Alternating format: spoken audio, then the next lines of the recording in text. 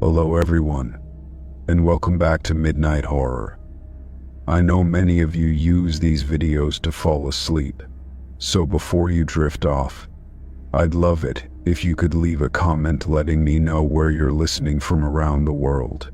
Also, don't forget to like and subscribe if you're enjoying the video. Story 1. I was driving home after a long day at work, the streets empty and quiet except for the hum of my engine. It was late, well past midnight, and the headlights of oncoming cars were few and far between. I glanced in my rearview mirror and noticed a car trailing me at a distance, not unusual for the time of night. At first, I thought it was just coincidence, but after a few turns, the car stayed behind me, never veering off, its headlights a constant presence in my mirror. I made another turn onto a street I rarely used, hoping to shake off the car following me.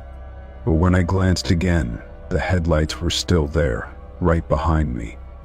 My heart began to race. I could feel the pressure of being watched, the suffocating sensation of not being alone on a road I thought I knew so well. My mind raced with possibilities. Was it just a coincidence, or was this someone who had been following me for a while? I decided to take another turn, this time heading down a narrow alley that led to the back of a shopping center. The car followed, its headlights never dimming. My palms were sweating on the steering wheel, and I could feel my breath becoming shallow. I glanced at the clock. It was already 1:30 a.m.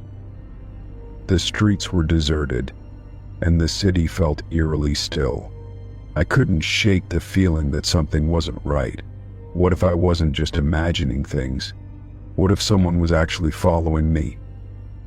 With each turn, I tried to stay calm, hoping that if I drove in circles, I could lose the car. But no matter what I did, it stuck to me like glue. The headlights seemed closer now, brighter in the mirror. I felt like I was being herded into some sort of trap.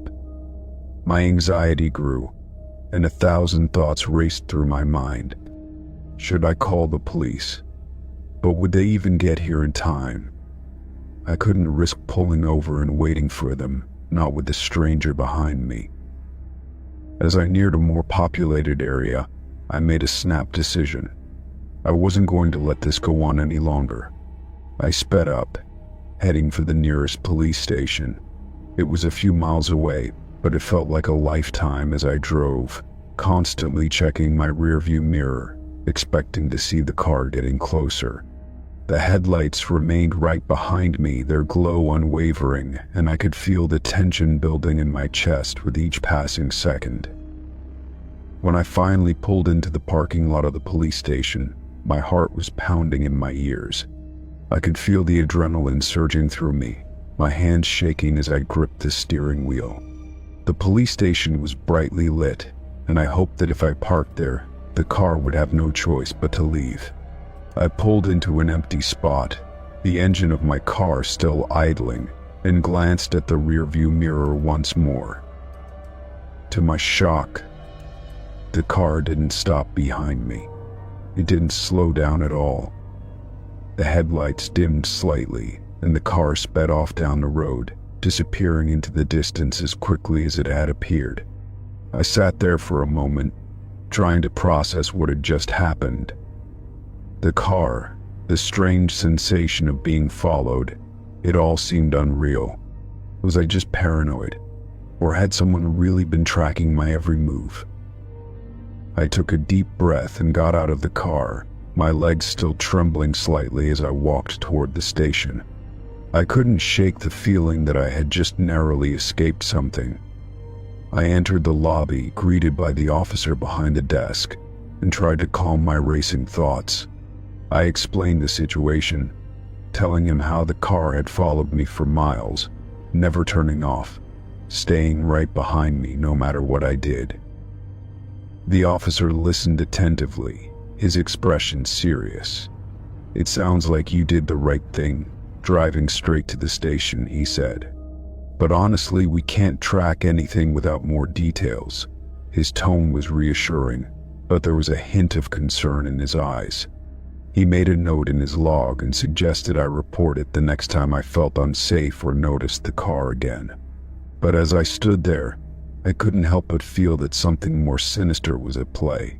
The whole situation had felt too deliberate, too precise.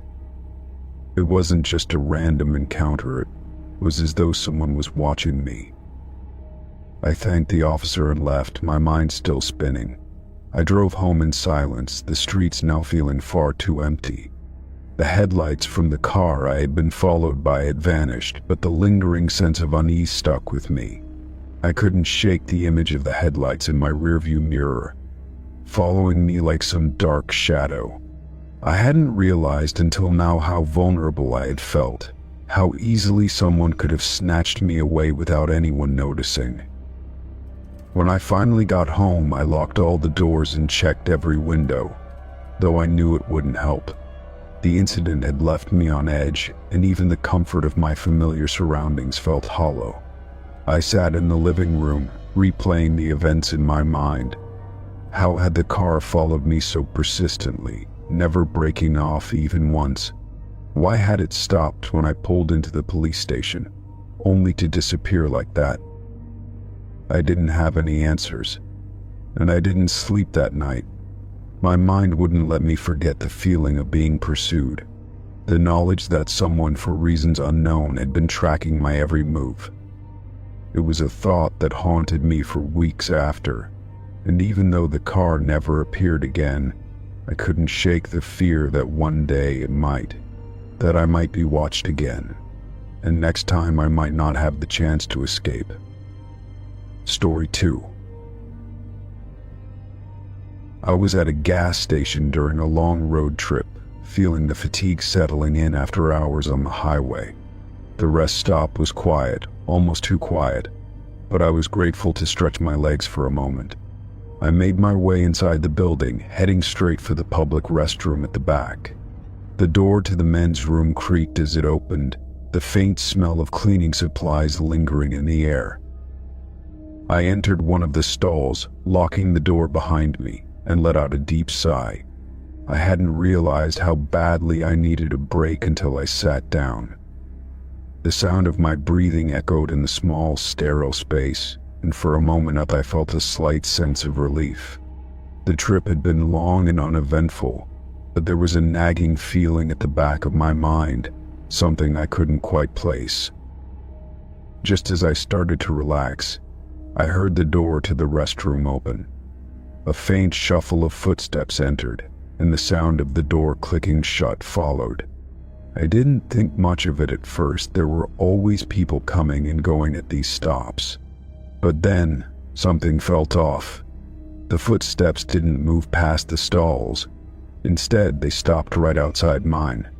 I tensed, waiting for the person to move on, but they didn't. I shifted uncomfortably, wondering if maybe the person was just waiting for the stall next to mine. The silence stretched on, and I could feel the tension building in the air. Whoever was out there hadn't moved a single inch. My thoughts started to race. Was it a prank? Someone trying to scare me? But I couldn't bring myself to peek out of the stall. Not yet. I told myself it was nothing. Maybe they were just standing there for a moment. But the stillness was unnerving. The person's feet remained planted outside my stall, unmoving. I could see their shoes beneath the gap at the bottom of the door, just barely, and I focused on them, hoping the person would move or leave. But nothing happened. My anxiety began to spike, and I pressed my back against the cold, tiled wall, my breath shallow. Minutes passed, though it felt like an eternity. My mind raced through all the worst-case scenarios. Maybe the person was waiting for me to make a sound so they could confront me. Or worse, they were waiting for me to leave so they could follow me. I had never felt so exposed, trapped in a small, enclosed space with no escape. I wasn't sure how long I'd been sitting there, but the silence was suffocating, almost oppressive. I couldn't hear the person breathing or shifting. It was as if they were holding their breath, just waiting. I glanced down at the shoes again, trying to gauge if they were still there. They hadn't moved. I felt a cold sweat form on the back of my neck, and my palms began to feel clammy. There were no other sounds, no footsteps, no voices, just the rhythmic beat of my own heart pounding in my chest. It felt like the world outside the restroom had disappeared, leaving just the two of us in that quiet space. I tried to focus, to calm myself. Maybe I was overreacting. It wasn't unusual for people to pause in the bathroom, right?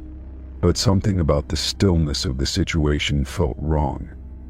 Why hadn't the person just used a different stall or left? I was sure I wasn't imagining it. The longer I sat there, the more it felt like the person outside was intentionally waiting for me, watching me. I looked at the small crack between the door and the stall, my heart racing faster as I debated whether to risk a glance. I didn't want to look, but I also needed to know if the person was still there. I slowly leaned forward, inching my head closer to the crack, just enough to catch a glimpse of the person's feet. I froze as soon as I saw them. They hadn't moved at all. I could see their shoes still planted firmly in place, like they were waiting for something, or someone. Brr. The fear that had been building inside me suddenly hit me with full force. I couldn't stay in the stall much longer. I had to leave, but I didn't know if it was safe. If the person was waiting for me, I wasn't sure what would happen if I walked out. My mind raced with possibilities, none of them comforting. Should I try to leave quietly, or should I make noise to alert them that I was aware of their presence? I took a deep breath, trying to steady myself. I reached for the handle of the stall door, my hand trembling slightly. I had to move. My heart was pounding so loudly in my chest that it almost drowned out the sound of my breathing. I cautiously turned the handle, holding my breath as I slowly pushed the door open just a crack. I didn't want to make a sound, but the door creaked slightly in protest. I peered out, hoping to catch sight of the person standing there, but all I saw were their shoes. They were still there, planted firmly on the floor just outside the stall. I was paralyzed, unable to make a move, unsure what to do next. I could feel my heart beat in my throat, my hands growing cold and clammy.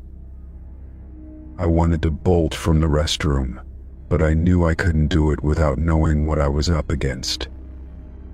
The minutes stretched on in agonizing silence, each one feeling like an hour. Then, suddenly I heard a sound from the hallway outside. The door to the restroom opened again, and the footsteps of someone else entered. The person standing outside my stall didn't move. The new person's footsteps grew louder, and the first person still standing there shifted just slightly, as if finally breaking the silence. Without thinking, I pushed the stall door open fully, rushed out, and bolted for the exit, not daring to look back. My heart was racing as I ran through the corridor and out of the building, the cool night air feeling like a shock to my system. I didn't stop until I was in my car, safe inside, but the image of those unmoving feet stayed with me, haunting my thoughts. Story 3. I had been working late at the office, and the drive home felt like an eternity. The quiet of the night was only broken by the hum of my car's engine and the occasional passing headlights. By the time I pulled into my driveway, it was well past midnight. The streetlights above seemed dim, their glow faint against the blackened sky. I wasn't expecting any surprises. The day had already been long enough. As I fumbled with my keys to unlock the front door, I noticed something off. The door didn't feel right. It wasn't locked. I always double-check it before leaving. My heart skipped a beat as I pushed the door open, hoping it was just a mistake on my part. But deep down, I knew that wasn't the case. I'd never forgotten to lock the door. I stepped inside cautiously, my senses immediately on high alert. Everything seemed to be in its place, no signs of forced entry, nothing out of the ordinary. The living room looked the same as when I left. My shoes were still neatly placed by the door, the couch undisturbed. The silence was suffocating, almost too quiet. But there was something in the air, a subtle tension that made the hairs on the back of my neck stand up. I locked the door behind me, my movements slow as I tried to shake off the unsettling feeling creeping up my spine. I scanned the house again, checking the kitchen and hallway, but still, there was nothing out of place. No open drawers or broken glass, no signs of someone having gone through my things. Yet the atmosphere felt wrong, like an invisible presence lingered in the air. I walked through the room slowly, as if expecting something to jump out at me. The kitchen light flickered overhead as I passed, casting strange shadows along the walls. The hum of the refrigerator seemed louder than usual, like it was the only sound in the house. But it wasn't the noise that bothered me. It was the feeling like someone had just been there, like they were still watching from the corners of the room. I reached my bedroom and the door creaked as I pushed it open. The room appeared untouched, yet the air was heavier in here, more suffocating. The bed was neatly made, the curtains drawn as they always were. I walked over to the window and peered outside, but there was nothing, just the empty street. No sign of anyone, no movement. But I couldn't shake the feeling that something was amiss. I sat on the edge of the bed and tried to breathe, steadying myself. I convinced myself it was just the late hour, that my mind was playing tricks on me. It had been a long day and the fatigue was starting to take its toll. Maybe I was just imagining things, but no matter how hard I tried to dismiss the feeling, it wouldn't go away. It felt like something had been inside, like someone had entered and left without a trace. I kept replaying the door in my mind, wondering if I had really forgotten to lock it, or if someone had been waiting for me. I stood up, pacing around the room. My thoughts were racing, trying to make sense of what was happening. There was no clear explanation, but my instincts told me I wasn't alone. The house felt too still, too quiet. I reached for my phone, considering calling a friend or even the police. But what would I say? There was nothing tangible to point to. No evidence of a break-in, no signs of anything. Just a feeling, a strong, overwhelming sense that something was off. As I made my way back to the living room, I checked the windows and locks again. Everything seemed secure. The curtains were drawn tightly, the blinds in place. Still, that strange, suffocating feeling lingered. I sat down on the couch and tried to relax, but the discomfort wouldn't leave. I glanced around, searching for something, anything that could explain the eerie atmosphere of my own home. The phone buzzed in my pocket, startling me out of my thoughts. I pulled it out, and my eyes immediately scanned the screen. It was just a message from my friend, nothing alarming, just to check in. But something about the timing felt off. The message read, "How's everything? All good at home?" I couldn't help but wonder if she somehow knew something was wrong, if she was sensing what I couldn't quite articulate. I put the phone down, my gaze drifting back to the front door. It was locked now, but I couldn't shake the nagging feeling that someone had been inside. I walked over to the door again, inspecting the frame for any signs of damage. There was nothing, no scuff marks or scratches. But as I ran my hand along the door's surface, I noticed something strange, a faint indentation near the doorknob, almost like a fingerprint. My stomach turned. It wasn't deep enough to leave a permanent mark, but it was enough to make me wonder. I backed away from the door, feeling suddenly very small in the empty house. The weight of the silence was pressing in, making it hard to breathe. I thought about going outside to check the yard, but I hesitated. What if someone was still out there? What if I wasn't as alone as I thought? My mind raced with possibilities, none of them good. The thought of stepping outside into the dark, unknown night felt like a bad idea. I decided to sleep with the lights on that night, something I hadn't done in years. As I lay in bed, the room felt colder than usual, and every sound seemed amplified. The distant hum of traffic, the occasional creak of the house settling it all sounded louder, more ominous. Every time I closed my eyes, I felt like someone was watching me, lurking just out of sight. I didn't sleep well that night. The unease followed me through the hours, keeping me alert and restless. By morning, the air in the house felt a little lighter, but the sense of something being off didn't completely fade. I made sure to lock every door and window, convinced that I needed to be more careful. But even as I left for work, I couldn't shake the feeling that I was being watched, that the quiet of the house hid something darker just beneath the surface. Story 4. I was on the last train of the night, heading back from a late shift. The car was nearly empty, save for a few tired passengers and a man who had been sitting across from me since the last stop. I tried to ignore him at first, absorbed in the hum of the train and the city lights flashing by the window.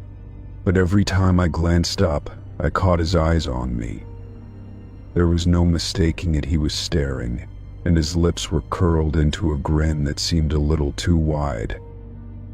At first, I told myself I was just being paranoid. It was late, and my mind was probably playing tricks on me. But each time I looked, his grin seemed to grow more unsettling, more knowing. I tried to focus on the book in my lap, pretending to read, but the sensation of being watched didn't go away. My skin prickled, and I could feel the hairs on the back of my neck stand up. The more I tried to ignore him, the more my attention seemed to drift back to the man in the seat opposite me. I glanced up once more, and this time his grin was impossible to ignore. It wasn't just a friendly smile or a casual expression, it was something more sinister.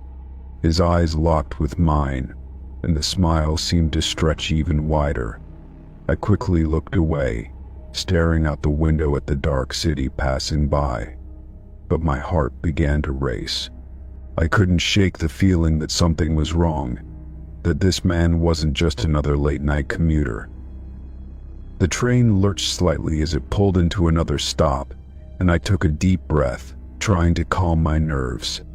I shifted in my seat, pretending to rearrange my bag, but when I looked up again, the man was still there, staring at me, that same unsettling grin plastered across his face. I couldn't help it, I felt trapped. The train car was too small, and there was nowhere to go. My stop was still a few stations away, but the thought of staying on the train with him any longer made my skin crawl. I glanced at the other passengers, hoping for a distraction, but the car remained nearly empty. It was just me, the man, and the gentle hum of the train's movement. I could feel his gaze boring into me, and the longer I tried to ignore it, the more intense it became.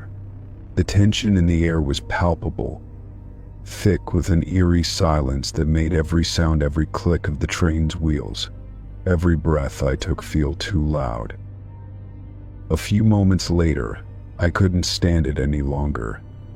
I shifted in my seat, moving closer to the door, hoping for a way out, but the man's grin followed me. His eyes never left me. It felt as though the entire world had narrowed down to just the two of us in that train car, and I was the prey. The air felt suffocating, and my heart pounded in my chest. My stop couldn't come soon enough. Finally, the train approached the station where I had to get off. I stood up quickly, my legs shaky as I grabbed my bag and rushed toward the door. I didn't dare to look back as I made my way to the exit, but I could feel the man's presence behind me. His grin was burned into my mind, and the thought of getting off the train and away from him was the only thing that kept me moving. The doors opened with a soft ding, and I stepped out onto the platform, breathing a sigh of relief. The cool night air felt like a welcome contrast to the stale, tense atmosphere of the train car. But as I stepped away from the train, I heard footsteps behind me.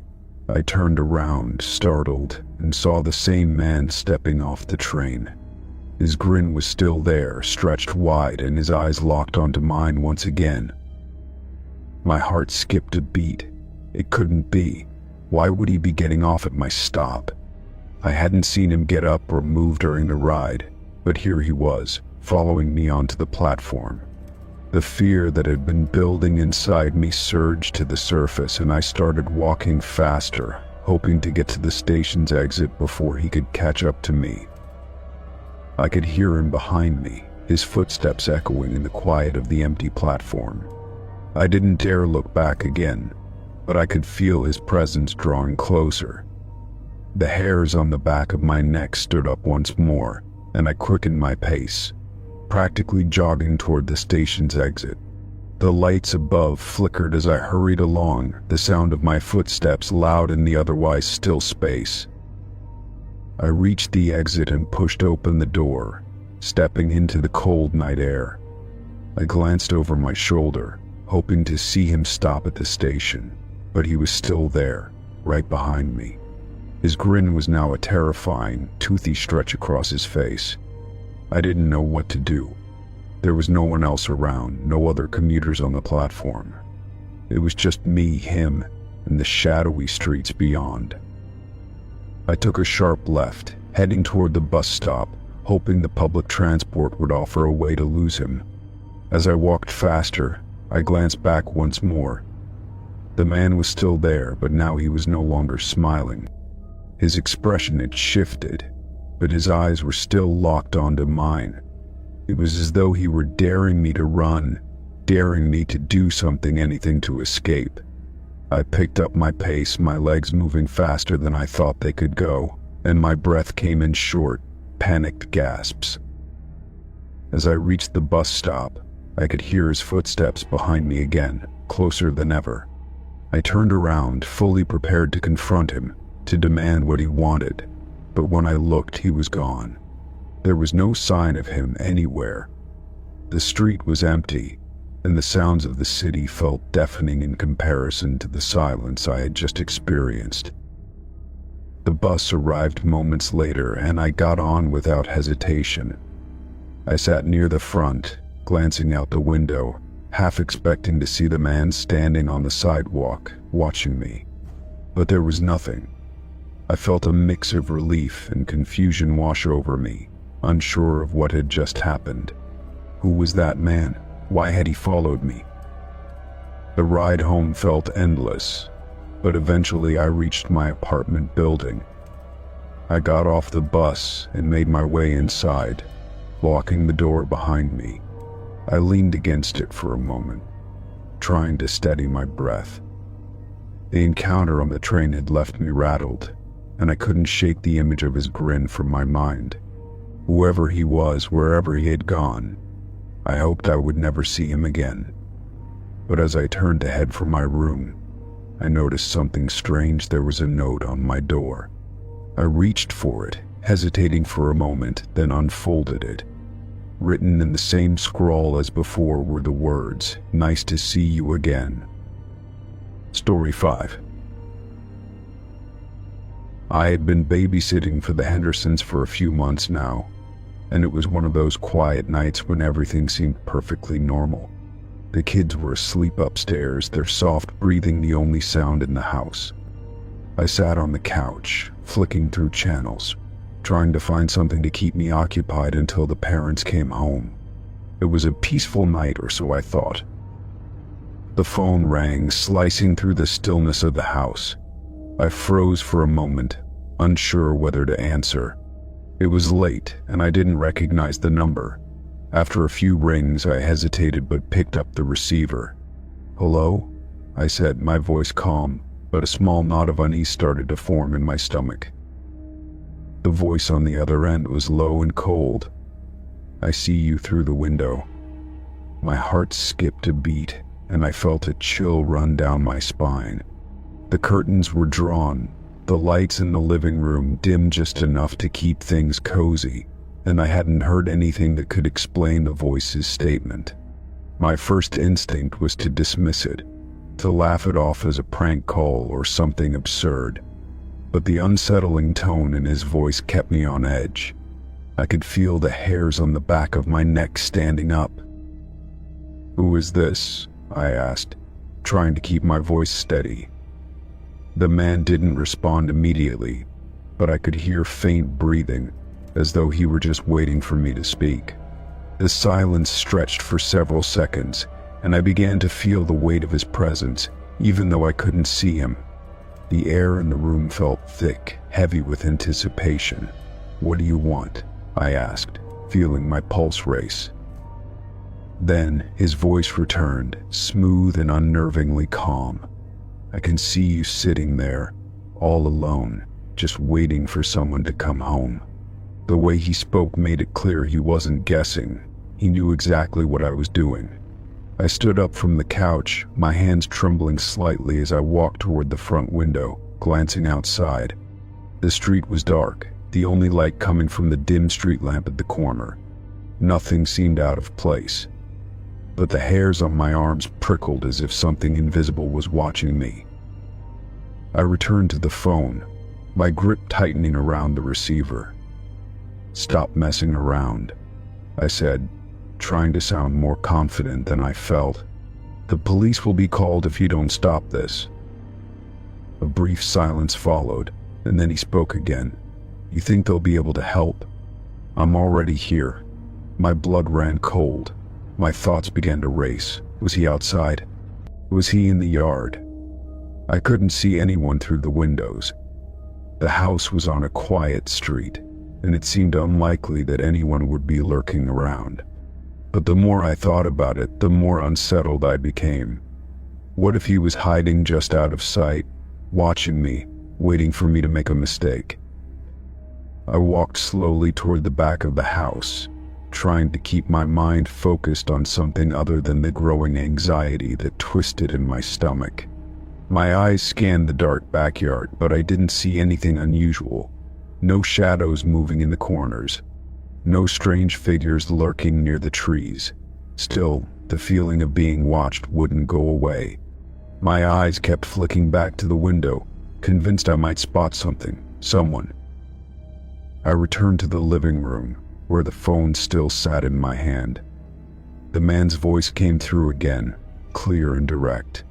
"You're making this harder than it needs to be." The words sent a surge of adrenaline through my body. I could hear the faintest sound in the background now, like something scraping against wood or the sound of feet shuffling. My mind raced as I tried to process everything, and the most terrifying thought struck me. What if he was inside the house? I grabbed the phone tightly, my mind spinning. "I'm calling the cops now," I said, trying to sound firm, even though my hands were shaking. There was no way I was going to let some creep intimidate me. But the man didn't seem worried at all. He chuckled, the sound cold and hollow. "You can try, but by the time they get here, it'll be too late." The line went dead. I stood frozen for a few moments, staring at the phone in disbelief. My chest felt tight as panic crept in. What should I do? Should I lock all the doors and wait for the police?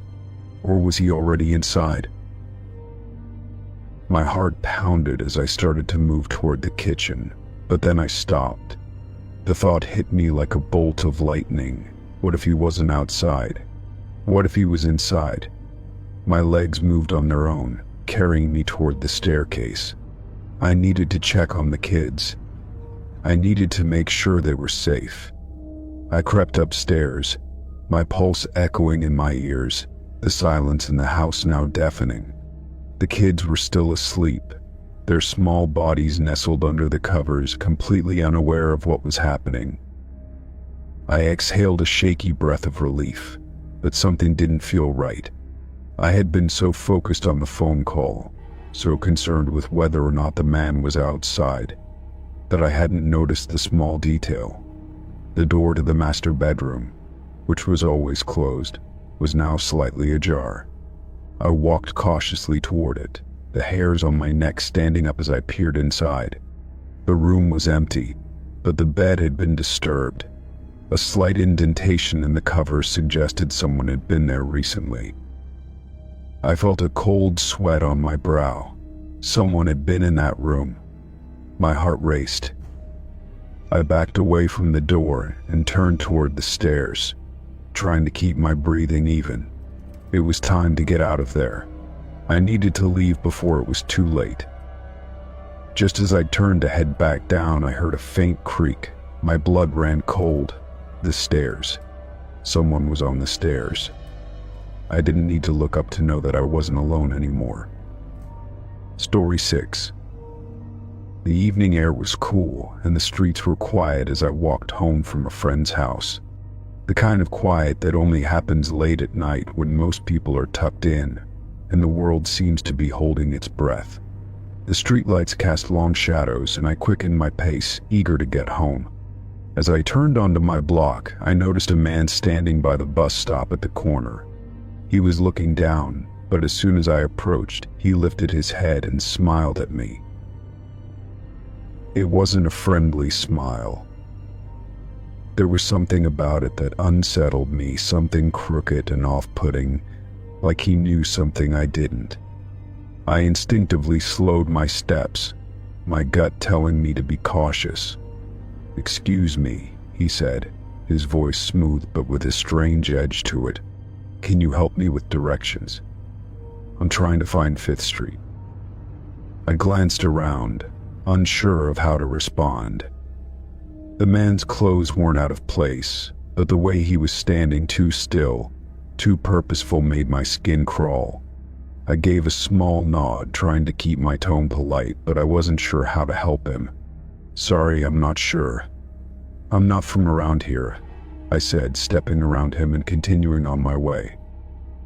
I thought that would be the end of it. The man would turn away, thank me, or move on to someone else. But as I took a few more steps, I heard the shuffle of footsteps behind me. I hesitated, then looked over my shoulder. The man was following me, still wearing that unnerving smile, his steps just a little too measured, as if he was deliberately matching my pace. My heart rate quickened, and I forced myself to keep walking, trying not to show that I was nervous. I had to remind myself that people were still out at this hour and I wasn't alone. But the more I walked, the more I could feel his presence growing behind me, like an invisible weight pressing down on me. I glanced around, but the street was deserted, just the occasional parked car and the dim glow of streetlights that seemed too far apart, casting long dark shadows.